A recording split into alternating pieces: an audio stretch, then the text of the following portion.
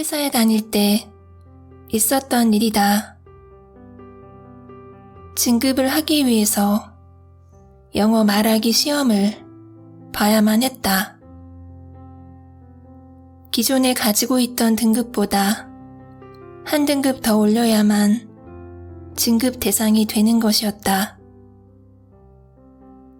평소 영어 실력이 좋은 것도 아니고 어떤 문제가 나올지도 어떻게 공부를 해야 할지도 몰라서 난감했다.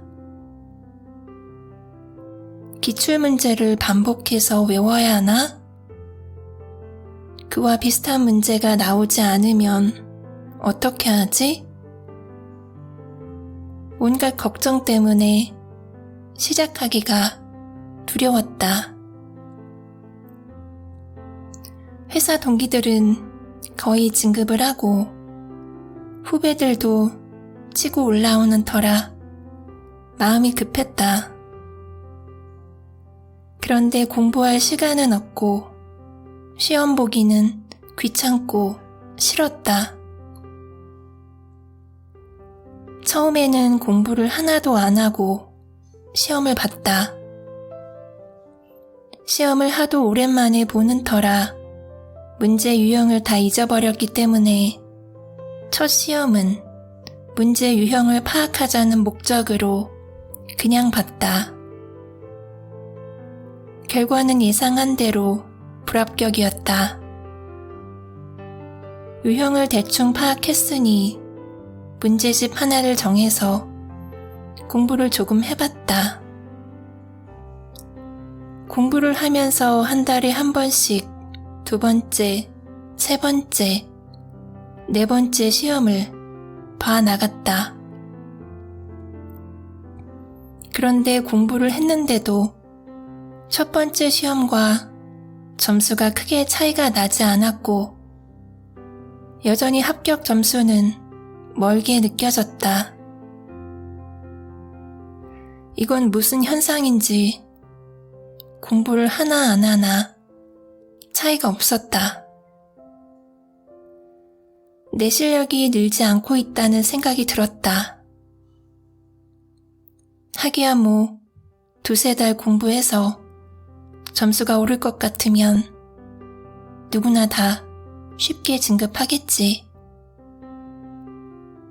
공부 시간이 부족했다는 결론을 내고 내 딴에는 열심히 공부를 하면서 계속해서 시험을 봤다. 점수가 계속 오르지도 않는 상황에서 공부를 하는 것은 정말 지치고 힘들었다. 너무 하기 싫어서 어느 때에는 아예 한자도 보지 않고 시험만 본 적도 많았다. 그렇게 시간이 흘러 1년이 넘어갔다. 1년이 지났는데도 점수는 거의 그대로였다. 심지어 첫 번째 시험보다 더 낮은 점수도 나왔다. 도대체 언제까지 시험을 봐야 점수가 10점이라도 오르는 건지. 시험을 보면 볼수록 결과는 뻔했다. 끝이 보이지 않는 싸움에 나는 거의 포기 상태가 되었다. 이제는 공부도 하는 둥 마는 둥. 시험날이 되면 도살장에 끌려가는 소처럼 괴로움에 몸부림쳤다. 그러던 어느 날, 그날도 여느 때와 마찬가지로 공부도 제대로 하지 않고 그냥 아무 생각 없이 시험장으로 향했다. 돈 내고 보는 시험인데 결시하면 아까우니까 그냥 그런 이유로 죽상을 해가지고 시험을 봤다. 최악이었다. 이제껏 본 시험 중에 최고로 망쳤다는 생각이 들었다. 한마디도 제대로 못하고 버벅거렸다. 내가 너무 한심하고 비참했다. 며칠이 지나고 점수를 확인하기 위해서 회사 사이트에 들어갔는데 최고로 못 봤던 시험에서 나는 최고의 점수를 기록하며 내 등급보다 한 등급을 더 올리는데 성공했다.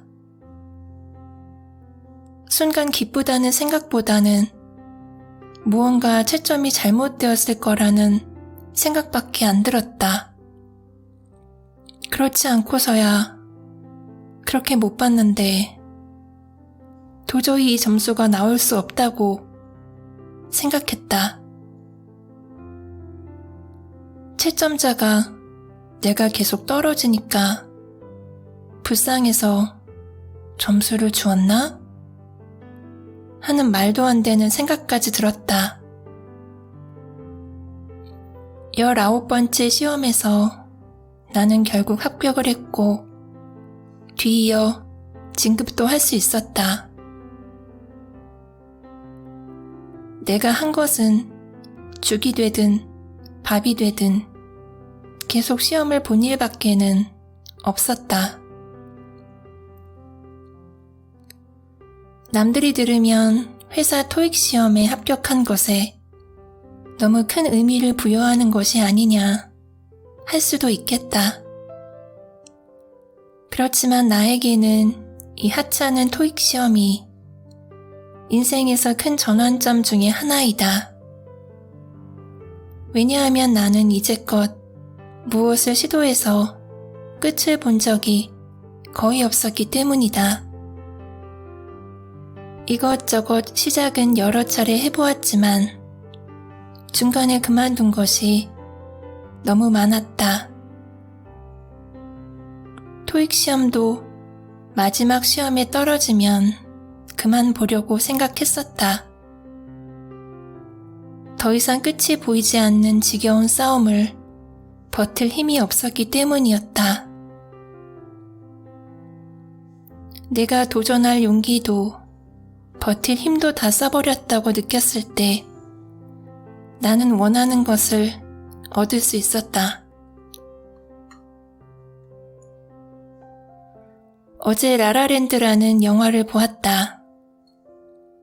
처음에는 유명한 영화라고 해서 보았고 두 번째는 다시 보고 싶어서 보았다. 다시 보고 싶었던 이유는 여자 주인공 미아의 끈기 때문이었다. 또 한 가지 이유는 나도 그와 비슷한 경험을 해보았다는 데서 비롯된 공감 때문이었다. 그 공감을 내 인생에서 계속 쓰고 싶다. 죽을 때까지 그 공감을 놓치고 싶지 않아 힘이 들 때마다 이 영화를 찾게 될 것 같다. 주인공 미아는 배우 지망생인데 아르바이트를 하며 계속 오디션을 본다. 오디션에 계속 떨어지는 것도 이 꼴이 날 때쯤 미아는 아무도 자신을 써주지 않는다면 내가 직접 극본을 써서 허름한 극장에서 1인극을 해보기로 한다. 10명도 채 안 되는 관객을 앞에 두고 연기를 하며 꿈을 위해서 발버둥 쳐보지만 한 가닥 희망도 보이지 않는다.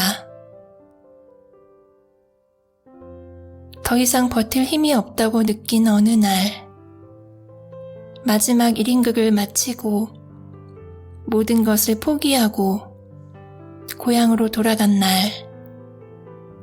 마지막 1인극을 마친 그날, 극장에서 그녀를 지켜보던 유명 프로듀서에게 발탁이 되어 결국 그녀는 대스타가 된다. 무엇을 시작하기도 전에 걱정을 하면 시작을 하지 못하고 시작하고 나서도 계속 걱정만 한다면 끝까지 갈 수 없다. 내가 잘할 수 있을까? 잘하고 있는 걸까? 계속 이렇게 안 되면 어떻게 하지? 걱정과 의심을 할 시간에 그냥 하던 일을 계속 하자.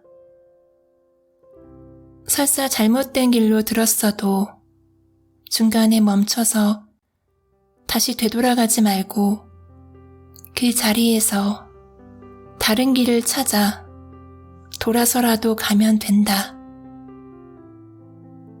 김연아 선수의 말이 떠오른다. 훈련을 하는 과정에서 인터뷰를 한 내용이었다. 질문자가 훈련할 때 무슨 생각하면서 해요? 라고 묻자 김연아 선수가 이렇게 대답한다. 무슨 생각을 해? 그냥 하는 거지. 맞는 말이다. 그냥 하면 된다. 한번 시작했으면 앞뒤 좌우 복잡하게 생각하지 말고 그냥 계속 해보자. 포기하지만 않는다면 성공할 수 있다고 나는 생각한다. 나는 지난 겨울 또 하나의 도전을 시작했다. 지금 하고 있는 유튜버이다. 유튜브를 잘 보지도 않던 내가 시작한다고 했을 때 주위에서 하는 말은 그거 개나 소나 다 하는 거잖아. 그거 잘못하면 한순간에 망하고 폐인된다던데. 요즘 방송사니 전문 유튜버니 얼마나 많은데 일반인이 해가지고 되겠어? 맞는 말이다. 1년이 다 되어가는데 지금의 구독자 수나 조회수를 봐서는 내 채널은 속된 말로 망한 채널일 수도 있다. 이미 망한 채널을 바보같이 붙들고 있는 것일 수도 있다. 그래도 그냥 바보같이 해보려고 한다. 아직은 나의 모든 노력을 다 쏟아붓지 않았기 때문이다. 나의 눈물과 땀을 원 없이 후회 없이 흘려보고 끝내면 성공하지 못하더라도 뿌듯함은 남을 것 같다. 시작하는 사람은 무수히 많아도 끝을 보는 사람은 많지 않을 것이다. 나는 지금 바다 한가운데에 떠 있다. 아주 멀리 희미하게 내가 도착해야 할 육지가 보인다. 나는 지금 어떻게 해야 하는 걸까? 그냥 계속 헤엄칠 수밖에